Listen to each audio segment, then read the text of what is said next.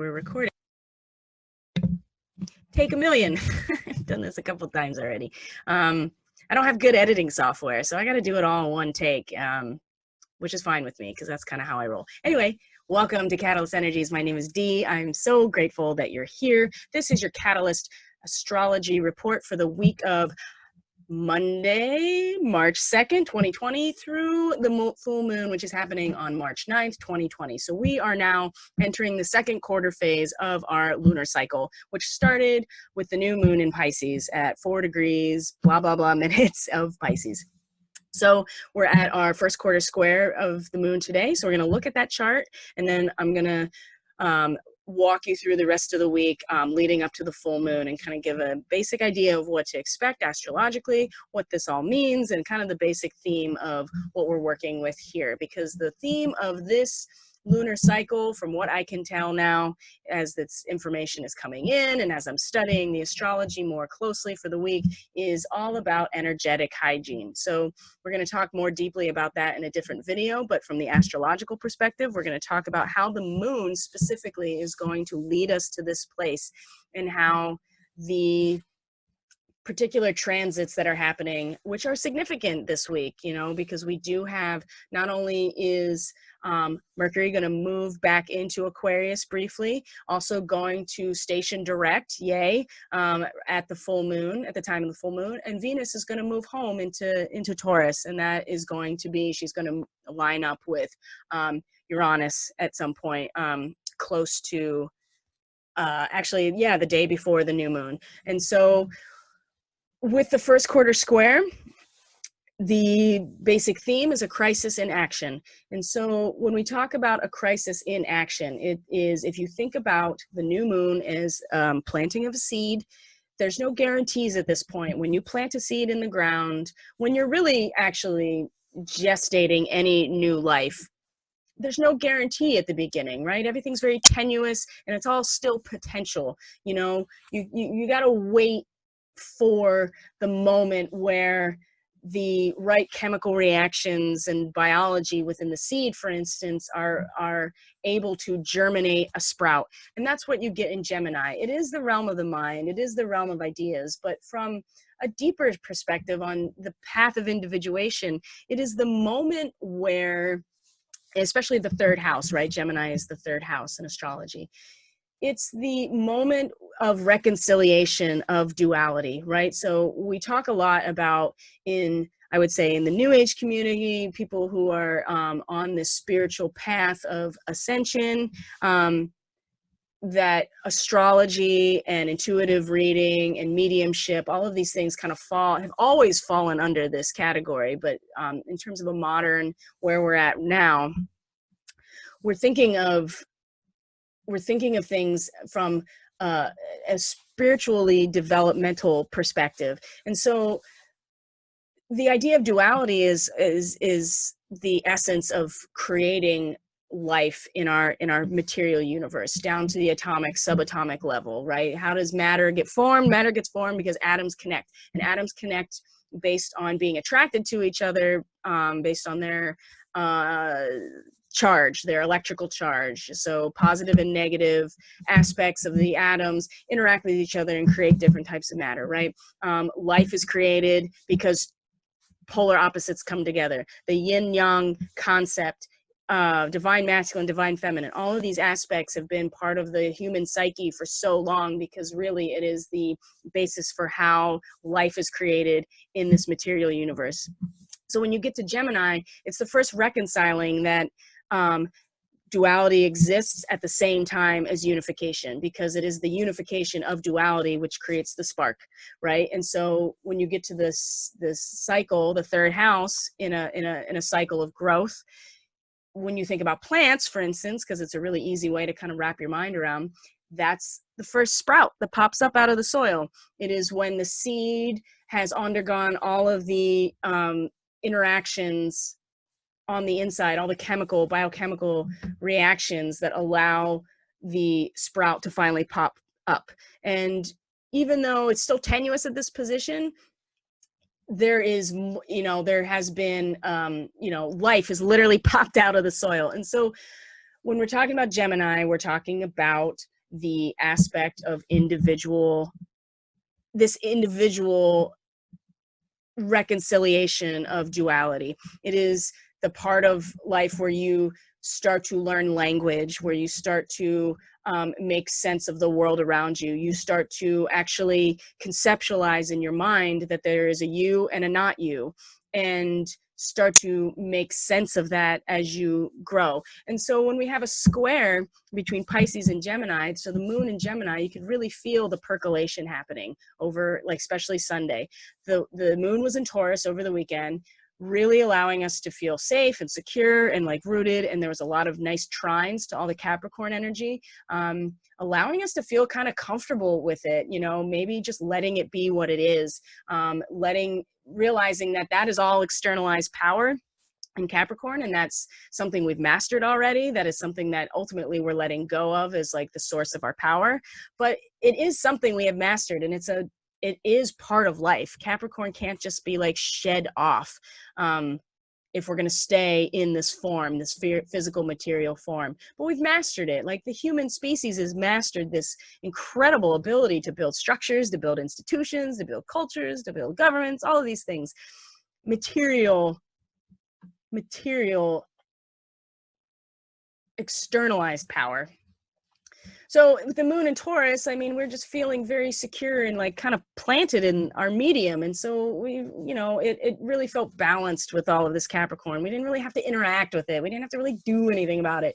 You know, we just feel secure within being in the earth, on the earth, existing as life. But you can tell, I know for Sunday, when that moon in the Gemini was like percolating coffee, you know, that's starting to like, all the ideas starting to bubble. The chemical enzyme reactions inside the seed are happening, you know, and that sprout is finally popping up. And so now that we have the square, we're in Pisces, Sun is in Pisces. It is the biggest of pictures. It is the ultimate big picture. It is the soup of everything, where all ideas come from, where everything goes back to. It's very much about the collective. It's about the community, about everything. And we have Mercury retrograde here still, and we have Neptune here, which is the ruler of Pisces. So there's been so much energy about it from like this really vast, you know, this vast perspective of everything and nothing all at the same time. The moon now, the square, is bringing our attention to where we need to start mastering ourselves.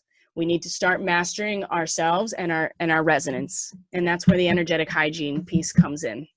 So we've been putting so much energy and have been bombarded so much with this collective experience with all of this Pisces energy and it's not that we haven't needed it. Obviously, with Mercury retrograde here, we absolutely have needed to go over this stuff.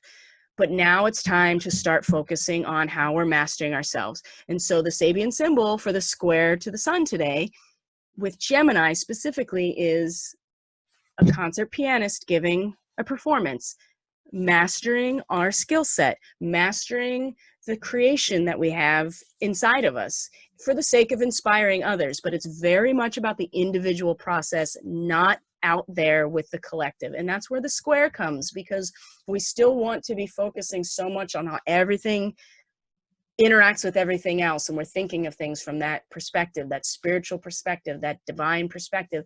And that's certainly what the new moon brought us to, was this idea that everything we do is absolutely sacred, even the most mundane thing. And now that we've planted the seed with that, the first challenge to that is, what do we actually do to get the little sprout to pop up? You know, we can have these intentions all we want, but we have to actually do something. There needs to be some sort of interaction on the inside in order for that to happen. And so this is where it begins, that we have to start managing our resonance. We have to start mastering it, because once the full moon comes in Virgo, which is all about inner mastery, it is about cultivating inner mastery. It's about putting things where they need to be. It's about being organized. It is about hygiene. It's about the daily routine in your material life that you are engaged with to make real change, or to be a master internally. And it's the work nobody sees. And that's really hard for us, because we want, especially in this social media realm, we want everybody to see everything all the time. And it's not glamorous, you know, Virgo's not glamorous. It's about the work that's going on the inside that you don't see. It's the part of the annual growing cycle where all of the work in the plant is happening underneath the soil with the roots, right? And so once we get to the full moon in Virgo, that's going to become very apparent where that work needs to happen in order for us to move collectively forward. So in the meantime, as we move through this week, it's going to be really important to follow the moon, follow and track the moon through this moment of crisis in action, right? What are we actually doing? Do we need to revisit what we are actually doing to start developing this mastery to inspire others? Because that's all we can do. There's no more teachers, gurus. It's about inspiring others to take the action, because we have to do it on the inside. So we're going to move through the week with Gemini. The moon's going to move into Cancer. Let's see, I have my notes right here. The moon's going to move into Cancer on Wednesday. In the meantime, Venus in the last degrees of Aries is going to square Saturn in the last degree of Capricorn. I'm going to get back to that. Let's table that for just 2 seconds. Moon in Cancer on Wednesday, personal power. She's home in Cancer. The moon is home in Cancer. So this is where we start to feel personally empowered, where we start to really engage with what are our roots? How do we ground down into the center of the earth, into that earth star chakra, into the crystal matrix of the earth, you know, into, especially if we're going to think about the planet ascending as well. And if that's something that's confusing to you, that's, you know, it's coming. There's going to be some more content to kind of give a pragmatic approach to what that means. But if you know exactly what that means, then you understand what I'm saying right now, is that once the moon moves into Cancer on Wednesday, we're going to start really feeling a sense of personal empowerment because she's at home here, right? On the same day, Mercury goes into Aquarius in retrograde, sextiles Venus at the last degrees of Aries, which is potential energy. It's harmonious. It is giving you the potential to activate something in these last degrees. And then Venus moves into Taurus, which is home for her. And so Thursday, the moon continues her transit through Cancer. She's going to oppose all the Capricorn energy. So this is going to be that moment where we're spending the next couple days trying to get into ourselves. How do we need to get into our resonance? How do we master our resonance? What is it that we need to do to be individually in charge of ourselves and our energy, and practicing energetic hygiene? Because once the moon in Cancer on Thursday, she's going to oppose all the Capricorn energy. That's going to be a big challenge. Okay. We're going to feel personally empowered, but we're going to have a lot of external, strong, old, traditional aspects absolutely challenging us. And before that too, she's going to oppose the South Node, and she's going to oppose Mars in Capricorn, who is really powerful right now. So those things by the end of the week are going to start really popping up, and we're going to start feeling the tension between our own personal empowerment and all of these structures on the outside that are bringing us back into like, hey, what is it? You know, what does make you feel secure, right? The moon still in Cancer into Friday, but moves into Leo very early in the morning on Friday.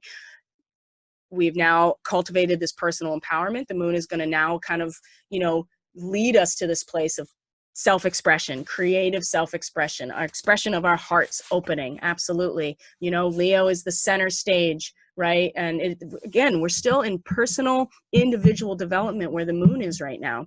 So not only is the moon going to go Leo, it's going to square Venus in Taurus, and it's going to square Uranus in Taurus, right? Which is all about the medium that we find ourselves in, physical reality, material reality is Taurus. Venus is home here, so she's really going to want it. She's really want to feel comfortable, and she's really going to want to dig in. It's like, it's the imagery I get is she's just going to, oh God, it's so good. She just like puts her hands in the dirt, and she's like, ah, oh, yes, finally. So if you're into gardening and stuff like that, wow, this is such a great time for you, because Venus in Taurus is like that, just getting your hands, getting your feet into the actual dirt, and Uranus too. So, but the moon is going to square these energies, because we're going to feel like we want to sing, you know, we want to like just, you know, shout from the rooftops who we are. And it's there's going to be tension there because Venus and Uranus absolutely are going to bring our focus back to the actual physical reality that we're living in. And again, the challenges are starting to mount between like the larger collective experiences and where we are at individually. So this is another chance to really get our resonance in line. The moon in Leo all through Saturday. We get to Sunday, the moon goes void of course almost immediately, 1:15 a.m. on Sunday the 8th, and moves into Virgo. That same day, the sun conjuncts Neptune in Pisces. This is, and then Venus conjuncts Uranus in Taurus. Wow. This is some really powerful energy. The sun conjuncting Neptune is like super enlightening and super beautiful and inspiring, or it is absolute delusion, absolute like confusion. You think you know what's going on and you don't, because somebody is like, you don't have any boundaries. There's no boundaries in Pisces. Like, you're just taking on. And this is where people really fall into the trap of media and what message they're absolutely putting out there. Venus conjunct Taurus, or Uranus in Taurus. Man, this is not an easy degree at all. You go from the pot of gold at the end of the rainbow, and you transition immediately to a symbol of a widow standing at the open grave. This is going to be absolutely like, there's going to be, and I don't even want to bring up the health concerns that are happening right now on a pandemic level, but I really see this like coming to fruition by the end of the week, which is another reason why energetic hygiene is going to be really important. Again, I'm going to talk about that in a separate video. So by the time we get to Sunday, the moon enters Virgo, getting ready for the full moon, but the sun is going to conjunct Neptune, and Venus is going to conjunct Uranus. What's Uranus? The great awakener, the fast shifts in consciousness, the collective third eye, just like, you know, opening. And when we're talking about Taurus, we're talking about material reality, the actual earth that we find ourselves on, you know, the resources that we utilize, you know, money, all kinds of resources, not just money. It's just our material resources, our energetic resources. And Venus conjuncting Uranus is going to, like, she's going to be like, yes, you know, I'm on board with this change, whatever it is, because she knows, and it's not going to be easy. It is reconciling the idea that nothing is permanent. It all goes away, because that is the nature of physical reality, is that the cycle of life is the only constant. Absolutely. It's gonna, and with the sun conjunct Neptune, it's gonna, you're either gonna panic and you're going to be completely consumed with like the lack of boundaries about everything, or this is going to be the moment where all of your work this week has really allowed you, has, I wouldn't say necessarily has paid off, but is going to allow for that Neptune conjunct the sun to be a moment of real inspiration and compassion. Absolutely. Where you can see all of the potential in the Pisces archetype of how all is one and that we're all in it together. And that's, there's so much power in this, and there's going to be a big shift. You know, we say that all the time. It's almost like doesn't have any meaning anymore. But with Venus conjuncting Uranus, it's going to become very real, and it's going to, the shift, and it's going to be something that it could potentially be very painful and very hard for people. So if you are not dealing with your energetic hygiene at this point, by the time the full moon comes along on the 9th, it's going to bring it right to the surface. Either way, it's going to do that. But if you're doing the work this week on yourself, on your resonance, what does that mean? How are you aligned? What is your energetic hygiene? Where are your boundaries? Do you even know where your boundaries are? You know, Pisces, there's no boundaries, right? And when the Mercury moves back into Aquarius, we're really going to get like this, and then it's going to move direct, you know, on the day of the full moon as well. So we're still retrograde at this point in Mercury, but at least Mercury's in Aquarius, which is in an air sign. So things are going to become much more lucid to us at this point, as things materially are going to shift. And so when the moon becomes full on the 9th, we're going to have this opportunity to really see where we need to get aligned personally in order to move forward. So now if you identify yourself as a starseed, light worker, way shower, all of the healer, all of these things, it is absolutely your responsibility right now And that's where Venus is right now, these late degrees of Aries. She's showing us all the potential, everything we can create for ourselves and for the collective. All of it. It's all so much fiery potential. But when she gets to this degree where she's at today, she is, let's look at it real quick. Oh, I don't have it on my notes, but I remember it because it's basically the idea that we need to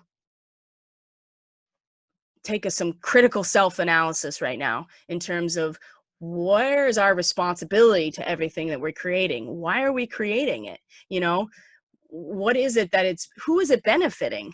Absolutely. And having a very real and a very honest look at how it will impact yourself, the world around you, because it's not just about us. And it's easy in Aries to make it all about us, especially with Chiron in Aries. Black Moon Lilith has been hanging out in Aries. She's all about survival, animal instinctual survival. It's really easy to start thinking, and it's the paradox is that that's what it is. We have to just focus on our resonance, but we absolutely have to be mindful and take a really solid hard look today about how what we're doing is impacting and the responsibility we have in creating something. If we're going to move forward in creating something, we have to know exactly what it's going to do, where the responsibility lies in creating it, and take responsibility for it. And, you know, Venus doesn't necessarily like to take responsibility for things because she's just kind of all about feeling good, but we can find a way to make this feel good. And that's by focusing on our energetic hygiene, our inner resonance, you know? So I'm not even going to look at the chart because this is just so much information and it just kind of distracts. So for the week, the themes: energetic hygiene, track the moon. Track the moon, and know, this is why it's so important.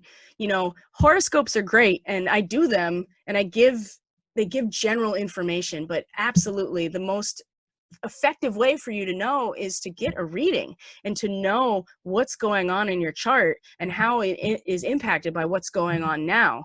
And, you know, I have, you know, you can book all kinds of readings with all kinds of readers. You know, I have a really affordable, like $22 mini reading that can just give you like a really clear, like, okay, this is where everything is now. This is how it impacts you in your natal chart now. These are some very basic themes that you might want to start thinking about. And it just kind of educates you on how to start looking at your own chart and thinking about it.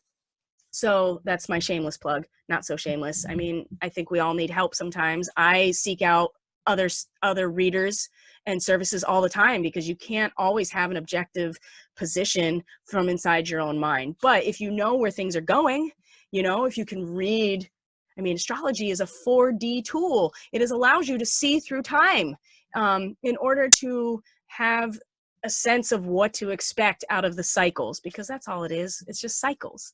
So track the moon. What are you doing individually? How are you engaging in energetic hygiene? You know, this might, and Venus, you know, Venus is asking us to take a really hard look today, right now, into what it means to create something and what the responsibility is once we do that. Because once you plant the seed, it's planted. I guess you can just dig it up and then nothing happens. But once you plant the seed, you kind of have to let it go.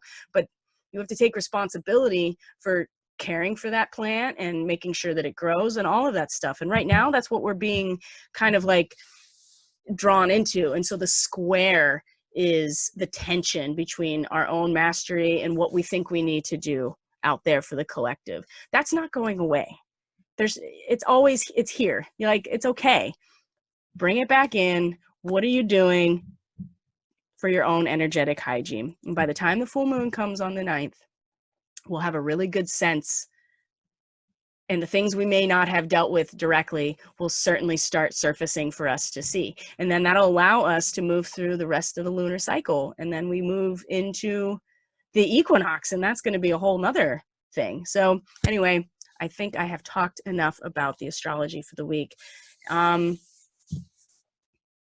If you have any questions, all of my contact information, all of my platforms, it's all in the description box below, how to reach out, how to get more information. I post on my blog daily about the daily astrology. And I really appreciate everybody who is here, who is a subscriber. If you're new, welcome to this channel. I just really appreciate that you're here.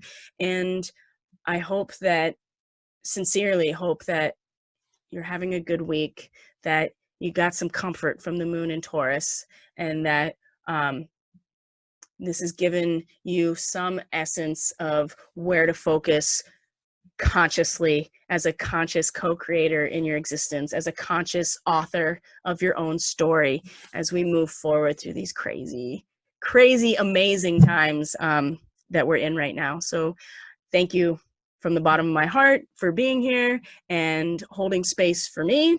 And I would love to hold space for you. So reach out if you want anything that I have to offer to you. And I am going to see you on the next video. Take care.